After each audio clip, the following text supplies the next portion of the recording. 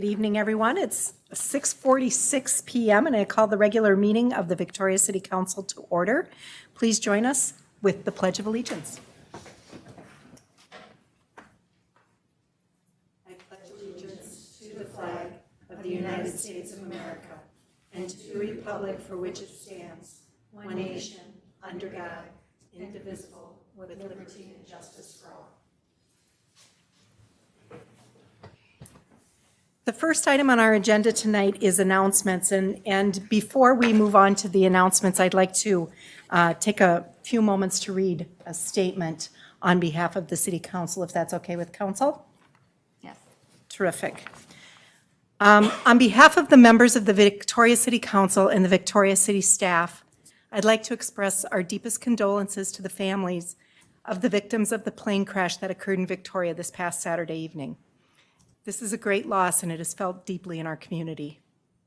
Our sincere thanks and appreciation to the Victoria Fire Department and the Carver County Sheriff's Department and the first responders who ran into danger. You performed your jobs with the highest level of professionalism, expertise, and compassion. We could not be more proud. Thank you to the partnering agencies who rushed in to secure the site, direct traffic, and help in whatever way was needed. Specifically, we'd like to thank Waconia, St. Bonifacius, Cologne, Chaska, Chanhassen, Shakopee, Watertown, and Carver Fire Departments, the Carver County Sheriff's Office, Mdewakanton Public Safety, Ridgeview Medical Center, MnDOT, and the Minnesota State Patrol, Three Rivers Park District, the Carver County Chaplains, the Midwest Medical Examiner's Office, the FAA, and the NTSB. Additionally, I want to express our deepest gratitude to those employees, patrons, and passersby who rushed to the scene to offer assistance. Your courage and quick actions demonstrated the sense of community we have here in Victoria.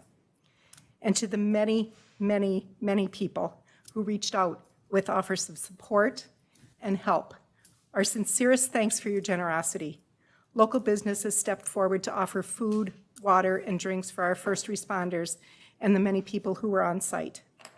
We thank Vic's Bar and Grill, Floyd's, Winchester and Rye, Ruby's Roost, Holiday Station Store, and Domino's Pizza in Chaska for your acts of kindness. Thank you to Leitner Well and Drilling for the donation of the temporary security fencing, and to Ken Goulart, Watchdog, for security lighting. Residents in neighborhoods reached out with offers of support to the families that were affected and the first responders, without hesitation and without limit. I have always been proud to be a member of this community, but never more so than I am today, as I witnessed firsthand the courage, kindness, and compassion that the Victoria residents displayed this past weekend. Our deepest respect and gratitude to every one of you. We will pay it forward. And I want to call out a very, very special thanks to the leadership team here at the City of Victoria.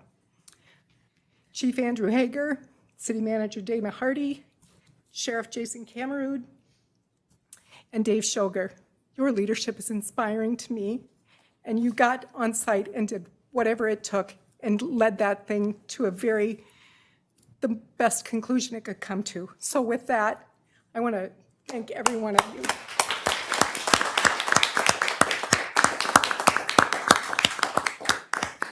It's been a tough couple of days here in Victoria, but we got through it. We will stand firm, and we will take care of our first responders as we move forward.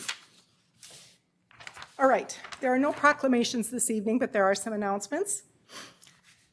So I'm going to take a deep breath, and we'll talk about the farmers market and the budget workshop. Let's start there. Our next budget workshop will be held Monday, August 23rd at 5 p.m. Council will discuss the 2022 maximum tax levy. There will also be a regular workshop on Monday, September 13th at 5 p.m. to discuss our zoning, PUD ordinance, and our downtown parking ordinance. District 112 will also be sharing information about the fall referendum at that time. All meetings of the City Council are open to the public and held in the council chambers at City Hall unless otherwise noted. We encourage anyone wanting to attend our council meetings or workshops in person to contact our city clerk in advance so we can ensure physical distancing can be maintained. In other announcements, don't forget about our farmers market this summer. In partnership with the Southwest Metro Chamber and Enki Brewing, the city is hosting a weekly farmers market through September. Come on out to the Enki Brewing parking lot on Thursdays from 3 to 6 and support our local farmers and artisans. Last week, Tuesday, the City Council, along with firefighters, sheriff's deputies, and the city staff, attended 17 neighborhood block parties as part of the Night to Unite event, also known as National Night Out. This annual event helps neighbors get to know each other and build partnerships between public safety, the city, and our community. This year, as part of the event, we collected non-perishable and personal care products, and we are so proud to announce that we collected 402 pounds of food and personal care items for the Bountiful Baskets food shelf. And congratulations to everybody on that. All right, terrific. We have no proclamations this evening, and we will move on to our open forum. This is the opportunity for anyone to address the council on an item that is not on the agenda and not in application form, or that will be coming to the council at a future date. We don't have any registered speakers this evening, but there are some folks from the public who wish to address the council. So please step forward. Mayor, I just want to quickly introduce Ann Hoelscher from the Lake Minnetonka Conservation District to do a mid-year update for us. Wonderful. Thank you. Ms. Hoelscher, welcome. It's good to see you. Thank you, Mayor McMillan and council members. I am Ann Hoelscher. I am your representative on the Lake Minnetonka Conservation District, and thank you for inviting me to come tonight and speak with you. My plan is to give just a brief update and a little background, and then I'm happy to answer any questions that you've got. So the Lake Minnetonka Conservation District was created by the state legislature in 1967 to regulate the use of Lake Minnetonka and to develop a comprehensive plan to eliminate pollution. Today, the LMCD continues to bring together 14 cities, 2 counties, and many state and local agencies to preserve and enhance the Lake Minnetonka experience. As you probably know, Lake Minnetonka is bordered by 14 cities. Each city appoints one person to serve on the LMCD board for a 3-year term, and I've had the pleasure of serving as your appointed representative on the LMCD since 2013. I currently serve as vice chair of the board and am active in several committees, and I thank you for allowing me that opportunity. We meet publicly twice per month as a board. We've been meeting via Zoom. We're hoping to get back to meeting in person at Wayzata City Hall soon. We're a big board, so we have some social distancing constraints, so we've now pushed that back in light of the new strain of COVID. And we also have several subcommittees that meet publicly during the month. Some of the important projects and initiatives that we've been working on or have enacted over the years. We adopt boating and winter use regulations for Lake Minnetonka. Often our regulations on Lake Minnetonka are more strict than the general DNR or state regulations. We adopt and enforce regulations for boat density and docks on Lake Minnetonka. We license charter boats, special events, and other activities through partnership with the Hennepin County Water Patrol. We establish no wake and quiet water areas to address safety and environmental concerns. We support efforts regarding preventing new aquatic invasive species, and we facilitate short and long-term strategies for comprehensive lake management. A few kind of neat things that we've done. In the past few years, we started a lighted buoy program on the channels of the lake. So we actually, with the help of Alan Almas and other stakeholders, we go out and put red and green lights on the channel buoys, which is great for safety and is very popular. We keep adding to the program, and people have really come to depend on it. It's really a great program. Aquatic invasive species. A couple years ago, we moved away from harvesting lake weeds, and we're now trying to focus more on prevention and treating a more comprehensive plan and trying to get more lake owners involved in the process through some different initiatives. So we're continuing to work on that. One event that is upcoming regarding AIS is Starry Trek, which will be happening on August 21st. So I invite everyone to join. The LMCD will be leading the effort that is a statewide effort through the University of Minnesota, but we on Lake Minnetonka are hosting the event on August 21st at the Excelsior Commons. You meet at the Commons, you go out, and we look for starry stonewort and other invasive species, report back, and it's a great way to meet some people and do some good work. So if you're interested, you can look on the LMCD website, lmcd.org, to register up until August 15th. You can register and get more information. Another big issue that is an issue, I guess, nationwide is boat-generated wakes. We have heard a lot, on both sides about this issue, and lake users are divided on how to address the issue. You may have heard that over the past year, the University of Minnesota has been undertaking a study to examine the effects of boat wakes, wake energy, and prop thrust energy and their impact on lake ecology. It's taken a little bit longer. This is a big issue, and they want to make sure it's done right. So they have now told us that they expect the report to be available in 6 to 9 months. Once that report is out, our hope is to look at the science, work with the people who want to wake surf, the people who want to use the lake, and find some policy approaches that can allow us all to use the lake and protect the lake. Charter boats. Reminder that we do license charter boats. The state licenses charter boats, and so does the LMCD. There are specific requirements. You have to have safety inspections. You have to have a certified captain on your boat. This year, we're seeing a lot of unlicensed charter boats advertised on social media. So I just encourage you, if you're going to go out and enjoy a day on the lake, do it safely. Make sure that your charter boat is fully licensed, so you don't have any issues out there. Budget that you guys might be interested in. We are primarily funded through a levy to each of the 14 cities surrounding the lake. The levy is based on taxable market value.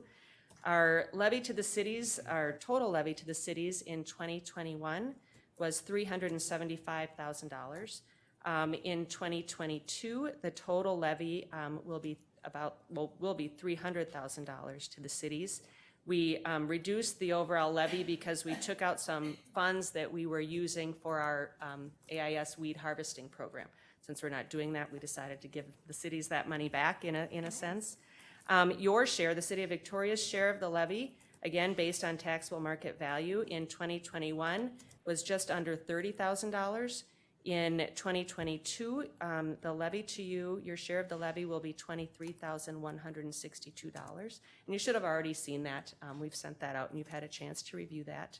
Our levy funds are supplemented by some fees and also donations through our Save the Lake Fund.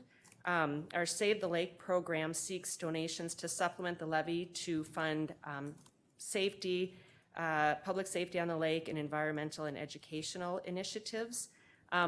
This year and last year, we've seen lake use at an all-time high, which has created some public safety concerns. So to meet that immediate demand for safety, our Save the Lake Fund has partnered with the Hennepin County Sheriff's Office to increase coverage of water patrol. So we now have 2 additional summer deputies out on the lake that are dedicated to Lake Minnetonka for the summer, with the purpose of shortening emergency response times and enforcing lake ordinances through citations and education when necessary. So those officers that we fund through donations cannot be called off if there's another emergency. So they stay on the lake to help us, all summer, and hopefully we don't need them, but it's great to have them when we need them. So I did bring some little takeaways. So I have Save the Lake brochures that I'll leave on the table if you'd like to donate. These are here. We also have these are Swedish dishcloths that you're supposed to clean your boat with these when you're leaving the lake, and they will help stop the spread of spiny water flea. So I'll leave these, and we also have our summer rules for this year that I'll leave, and I would invite you to take one of those. And I would be happy to answer any questions. Terrific, thank you. And thank you for your volunteerism. You've had going on 8 years to really dig into this committee, and we appreciate you so much for doing that. Thank you. questions for Ms. Hoelscher? No, I Keep up the don't good know work. that much about the lake, but I do know that you're doing an excellent job with making sure everything's being taken care of. I appreciate all your help. Great, thanks. And you can always reach me, send an email or give me a call anytime if you've got questions. Thank you. Great, thank you. Terrific. Anyone else who wishes to address the council in open forum?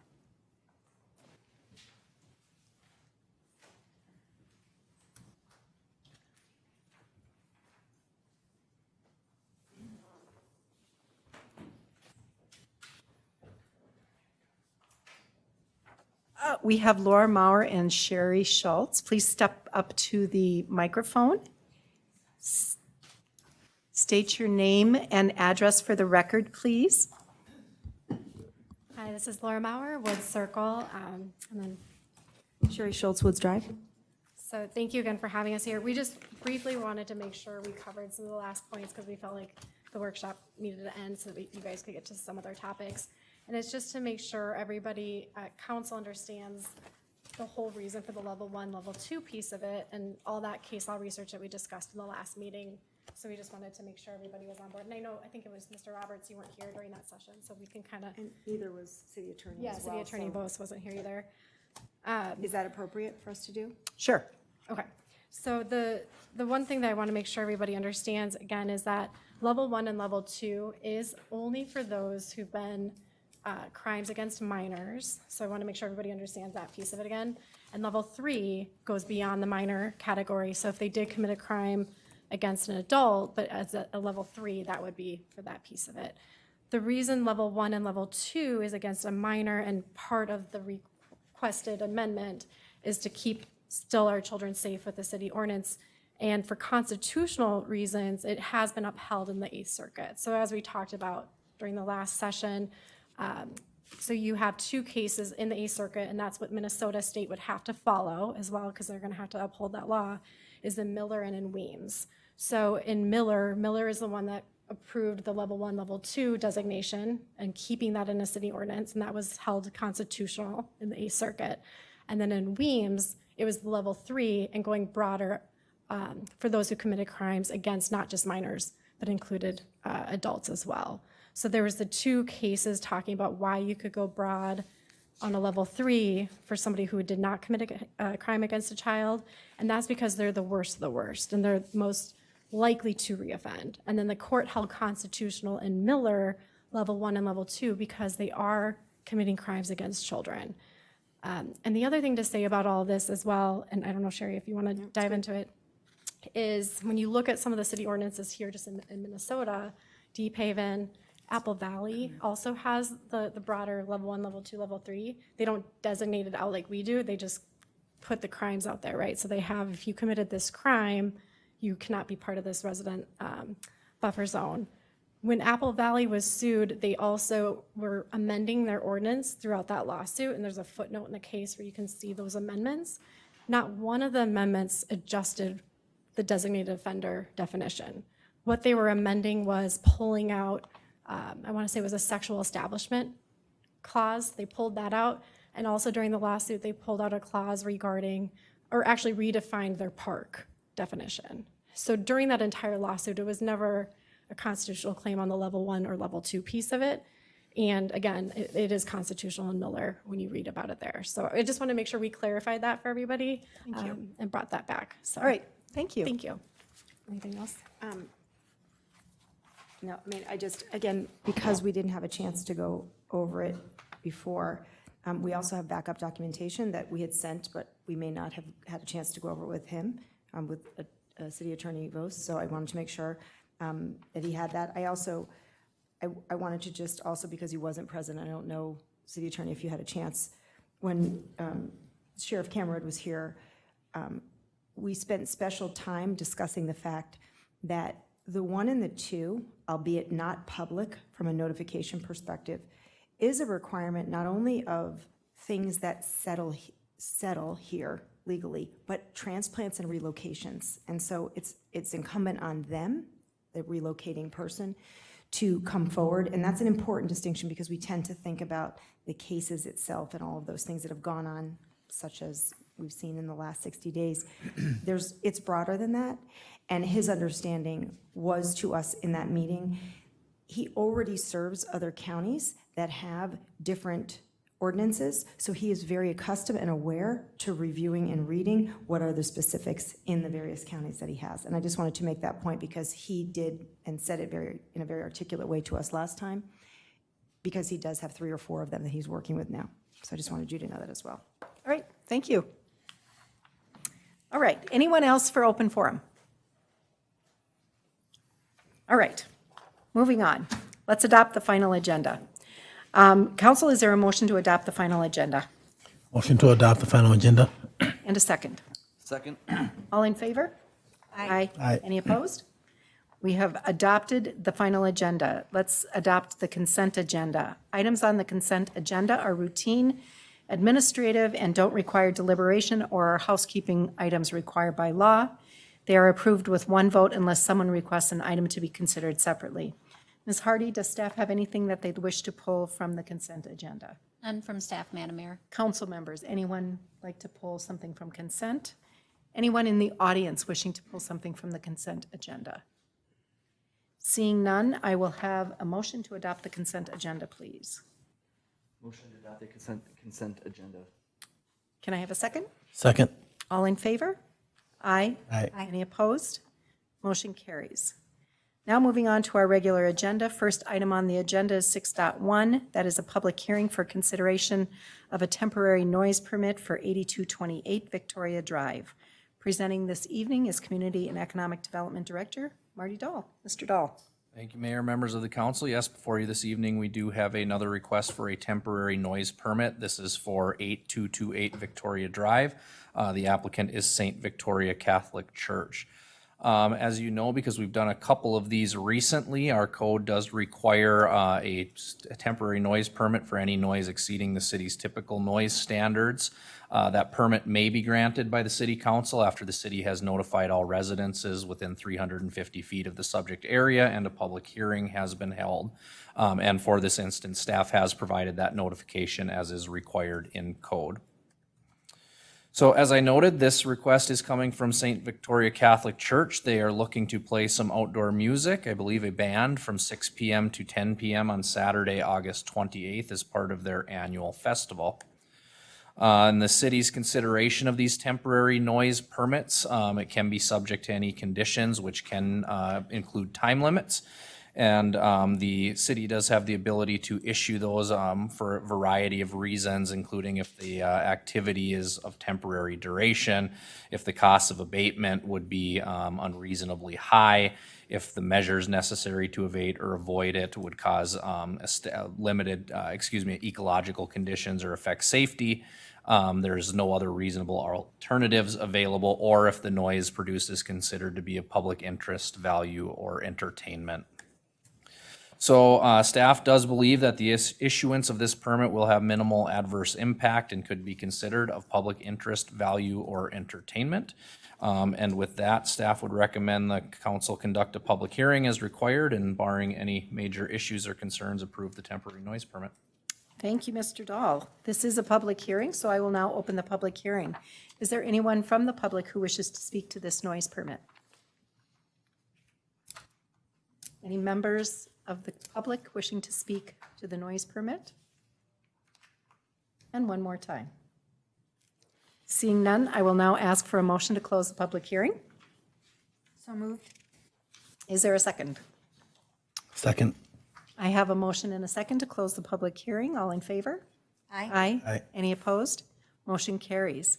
The public hearing is closed. I will now open the floor for council discussion. Council, any thoughts or questions on the public hearing, or on the, on the noise permit? No, fine. Seeing none, can I get a motion to approve?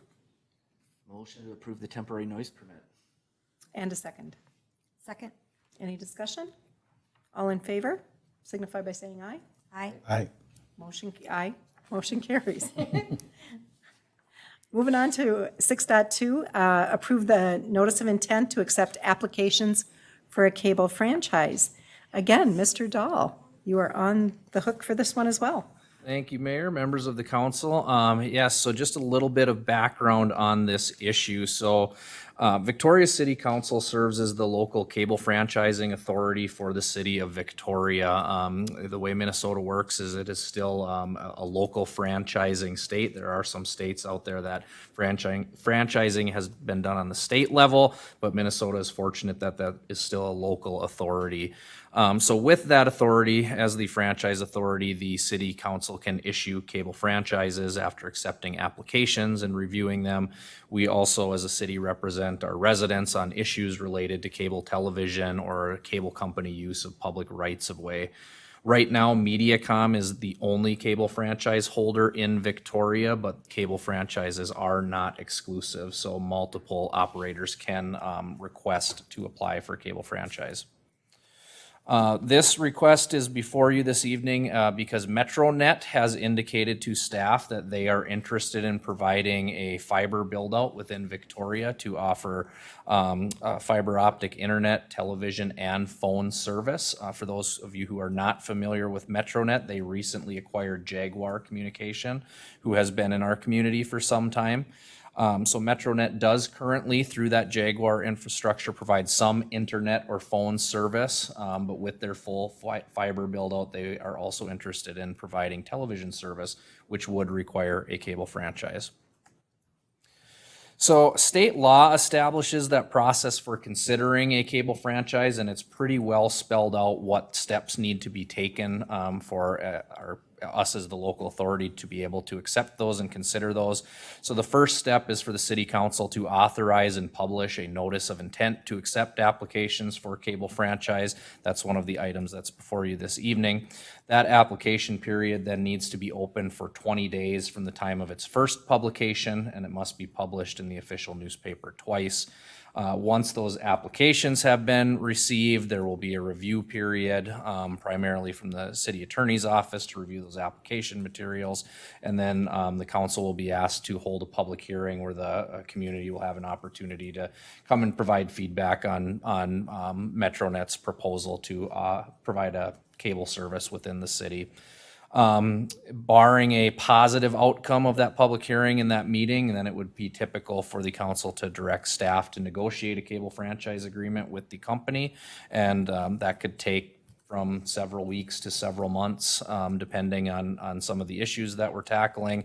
And then staff would intend to bring back that negotiated franchise agreement for the council to consider at a later date. It is also standard to establish an application fee that is primarily used to cover the legal costs. Attorney Vos will have a lot of documents that he'll be looking through, and his office will be looking through, and some of those staff costs associated with reviewing those applications and working through that process. And staff is recommending a $10,000 application fee, which is in line and in fact slightly lower than some of our other metropolitan area cities who have recently been accepting these applications. And then just a quick proposed timeline, what we would be looking at, assuming the council approves the fee and the notice of intent tonight. Staff would plan to publish the first notice of the franchise application period on August 19th, with the second notice on August 26th, providing an application deadline of September 10th, and then tentatively scheduling that public hearing and reviewing of the application for September 27th. And then, as I indicated, again, with a positive outcome with all of those things, there would then be some time built in for staff to go back and negotiate that agreement before it's brought back to the council for final approval. So with that, staff is recommending the city council approve the $10,000 cable franchise application fee and approve the notice of intent to accept applications for cable franchise and authorize publication. And I will stand for any questions. Thank you, Mr. Dahl. Is it customary to get additional applications once you publicize the intent? I have only been through this process personally one time with my previous employer, and there were two companies who were interested, but we knew of their interest prior to issuing. I don't know if Attorney Vos can speak to if there has ever been any surprise applications in any areas he's worked with when these have opened. Yeah, Mayor and Council, it's a fun question. This statute was adopted back in the late 70s, and as cities in the 70s and early 80s were getting cable TV for the first time, it really was truly sort of a surprise, a look under the tree kind of a thing and see what applications you got. That has not been true, as Director Dahl said, that has not been true for a decade or two or three. We know who's going to apply nowadays, but the statute is still set up as if we're now inviting cable TV, and anybody that wants to can come and apply, and we'll be surprised. But that's not the way it really works anymore. Okay, terrific, thank you. And then a question from, since MetroNet acquired Jaguar, and Jaguar, assuming they paid us a fee, does that fee transfer to the new one, to the new company? Or is this just a new service, so the new fee applies? Correct. Mayor, members of the council, this would be specifically for cable television. So there's nothing that would preclude MetroNet and or Jaguar from offering telephone service or internet service. They're not required to have a franchise or pay a cable franchise fee or an application fee to do this. There is some additional internal discussion with MetroNet at the staff level about what that fiber build might look like and the locates and the things and permitting that would be required, but that really is separate from the cable franchise, and there'd be nothing that would say that the council couldn't approve the fiber build out and not approve a cable franchise, because they really are separate, and it's really just specific to the television service. And absent that franchise, they could offer internet or phone service, but could not offer television service. So one more question, the franchise fee that we charge for folks who use that, does this impact that fee to our residents at all? Nothing that is being decided tonight does. That would actually be something that would be negotiated as part of the cable franchise with MetroNet, is how much the franchise fee would be. Right now, state statute allows that to be a maximum of 5% of the cable television revenue, which is what Mediacom is currently paying. So it would be anticipated that that would be what MetroNet's fee would be. So in addition to the franchise fee, there's also a public education and government fee. That's more of a negotiated fee. It's not as standard at that 5%. And that's used to fund things like the cameras in the council chambers, capital equipment related to public education and government television. So those actual fees would be negotiated and finalized in a cable franchise agreement. And then it's standard for the cable companies pass those through as part of their bill. Mediacom is currently doing that, passing those fees through as part of their bill, itemized on their bill. And then that payment is given to the city for those two franchise fee and PEG fee revenues. Council questions? Councilmember Black. I just have one. Are a lot of people still doing cable? Yeah, that's a very good question, Councilmember Black, Mayor, members of the council. I think that the trend that we've seen recently is that subscribers are certainly dropping for cable television service. And at least as of recently, it hasn't had a huge impact on the franchise fee because it's based on a percentage because prices have gone up. So when the franchise fee is based on a percentage of the cable television payment, the lower subscribers, but prices were going higher. Although I think recently in the last 2 to 3 years, there's been more communities who have seen that adjust now that those subscribers have been dipping for so long that franchise fee revenue is going down. But there are still subscribers. Any city that has a cable operator, Comcast, Mediacom, Charter, still does have a franchise, but those revenues are much lower than they would have been even 5 years ago. Right, that's what I thought, because I thought most people are going through the internet, wireless. So I was just wondering if that was going to be a dead thing after a while. Attorney Vos can probably speak to this a little bit because he's been doing this a lot longer than I have, but I know there has been discussion at least for 30 years that cable will be dead, and it hasn't died yet, but it is certainly being challenged, I think. Attorney Bose, I think that's a bit on your end. Yeah, Mayor and Council, Minnesota has been historically a relatively low taker of cable. It's called the penetration rate, the number of people that are passed by the cable system that actually buy the service. And Minnesota has been sort of 55, 60% plus or minus, whereas nationally it's been more 60, 65% of folks that could get cable have bought cable. And as Marty said correctly, the number is gradually dropping for the reason that you're talking about, Counselor. Either folks are doing DirecTV, Dish network type services, or they're getting it over the top. They're getting Hulu or the other services that you get via the internet. But it's not dead yet. The number may have dropped. Let's say Minnesota average was 55%. It's dropped maybe 5% in the last 5, 6, 7 years. The trend is certainly down, but there's still a good chunk of folks that get cable TV service. Okay. Yeah, Ms. Hardy. Thank you, Mayor, members of the council. From just a reminder from our last budget workshop, last week we talked about revenues, and I'm just pulling up Tricia's presentation here from our last workshop, and we are showing a decrease of $10,000 in our cable franchise fee revenue. Thank you. Council, other questions? Councilmember? Question, I think I know the answer, but I want to ask it anyway. Can we prevent them from the pass-through charges to our residents in Victoria? Seems like we're collecting money, but then they're going to charge the user right back anyway, so. Yeah, and I might punt that one to Attorney Vos, but I don't believe there is any way to dictate that cannot be passed through. Is that accurate? That's accurate. There you go. Council, other questions? All right, seeing no other questions, can I have a motion? Motion to approve $10,000 cable franchise application fee. Do we need two separate motions? Separate motions? Or can we do that all together? I'm such a stickler on these two motion things. Tonight, we don't need two motions, so why don't you do them both all at once? Sure, I put it twice. Yeah, I know. I tricked you, right, Marty? Yeah.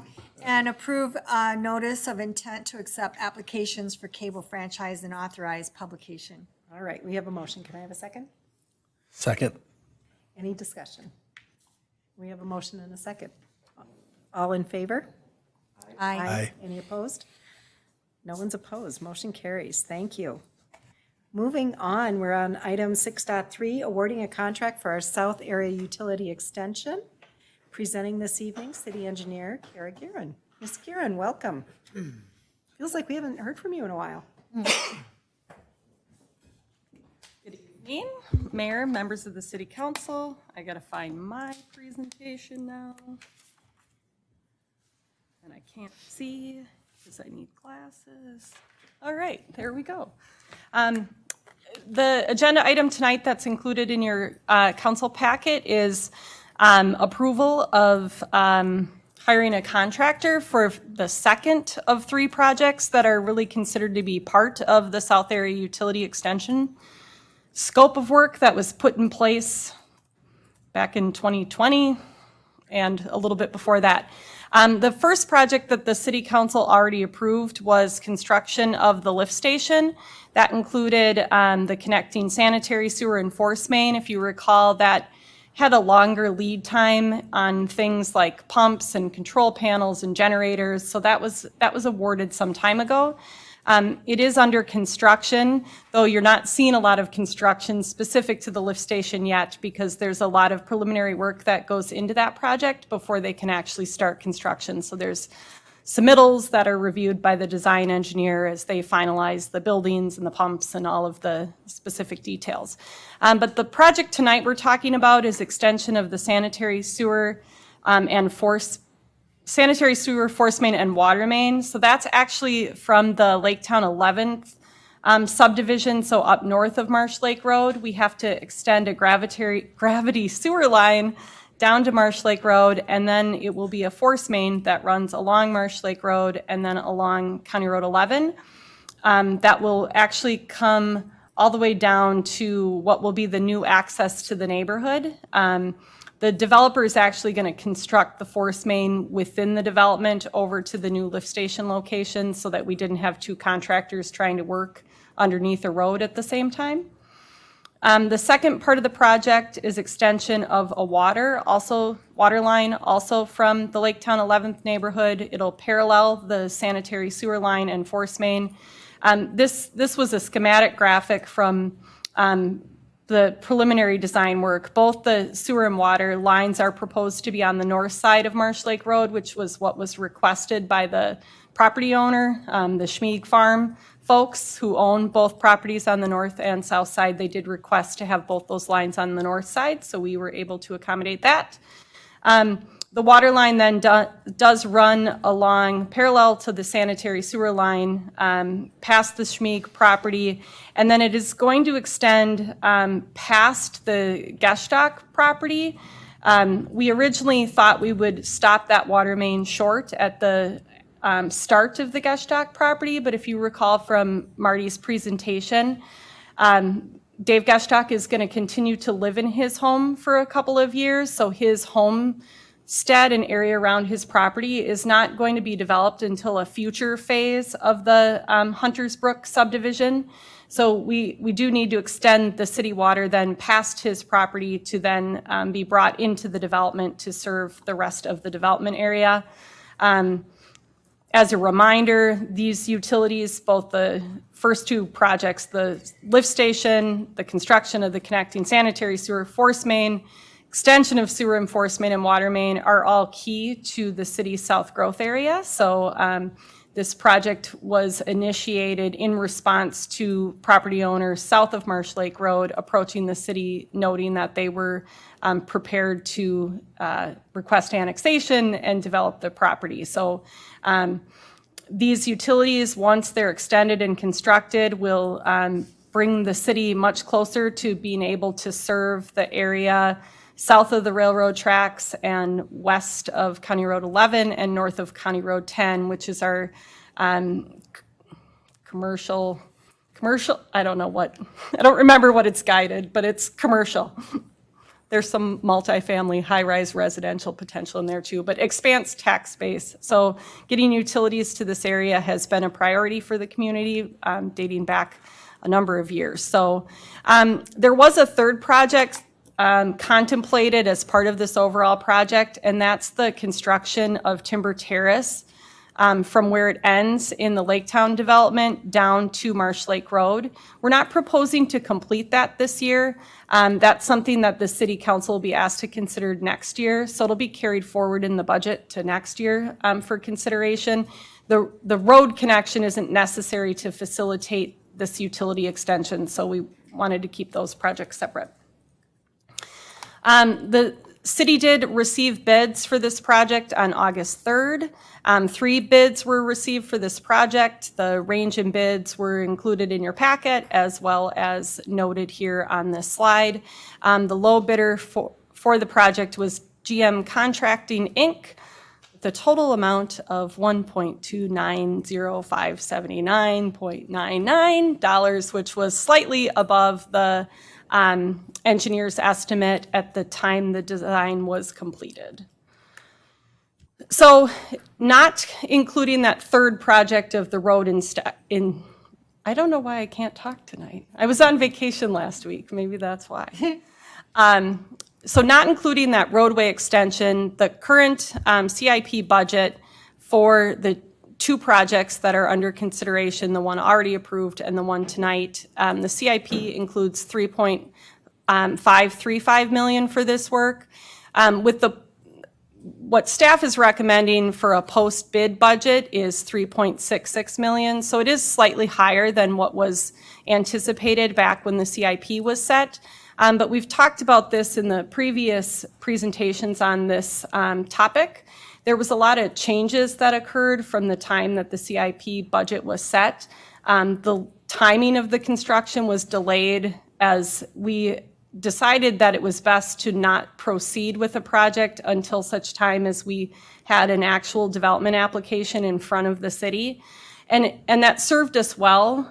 It did require us to relocate where we planned to have the lift station, and so the city did incur some additional costs for that relocation, but the final location really ended up precipitating the opportunity for the Geshtak-Vogel property to proceed forward prior to the Welter property developing.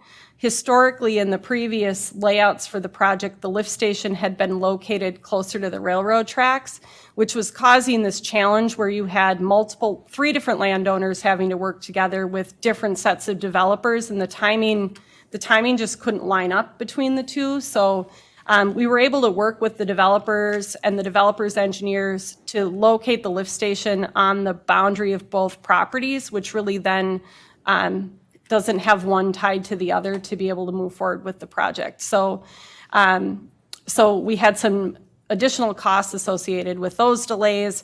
And then we do have this additional water main extension along County Road 11 because we have a property owner who's, choosing to not have his part of the property developed today.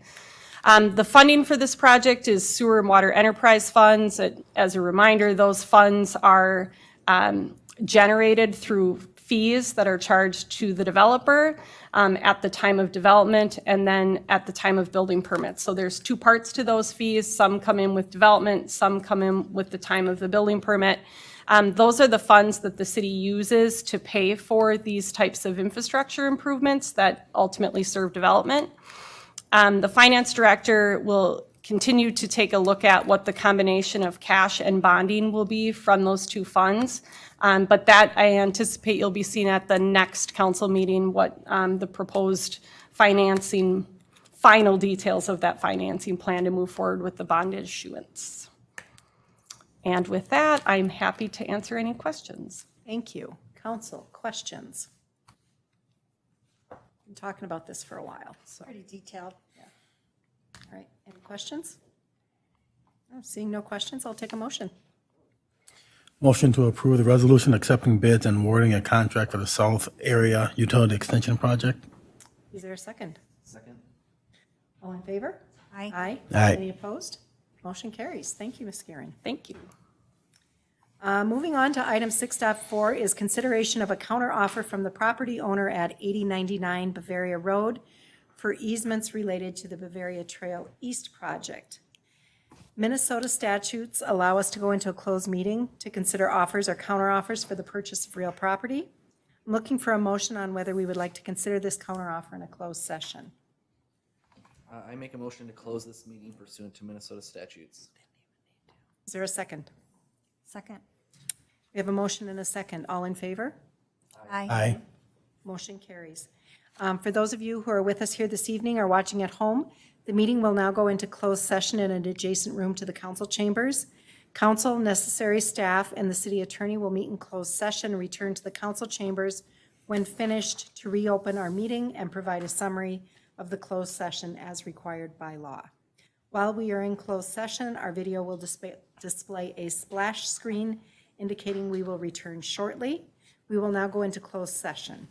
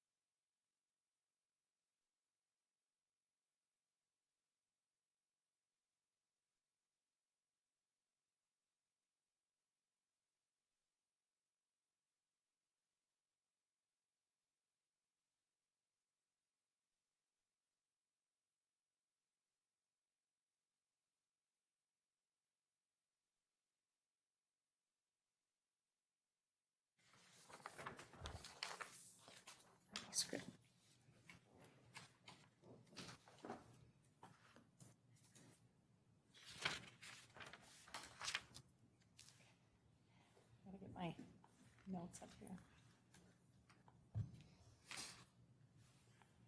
Did it not come through? I I'll just- I'll bring you my computer. I got it.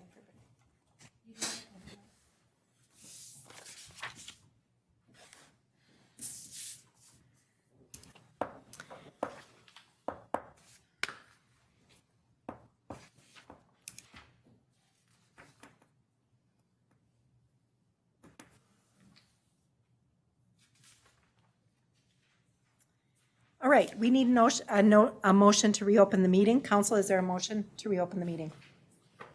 Motion to reopen the meeting. And a second? Second? All in favor?